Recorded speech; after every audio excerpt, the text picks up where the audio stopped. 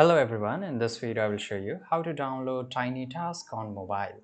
Well, this is really easy. Well, you can just go to your TinyTask here and you have to just go to Google, click search TinyTask and you will get this official link of TinyTask, right? It should be https tinytask.net, right? There are so many other links here, but there are different websites. This is one of the authentic one, right? Now here inside there you will get a download option, as well as if you just click on this normal here on the top you will see this download option here, right? Now once you just go and click on download option, right, it will load for a few seconds and here you will get some of the different versions. This is a zip file and this is a normal setup file. So you can just go for a normal setup as well as zip. So in the zip you have to extract it.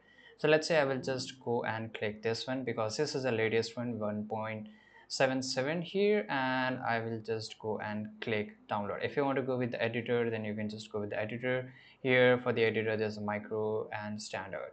So I'll just go and click on download here. You can say it's downloaded and I can just click on this and I can just open it up and I will able to install this, right?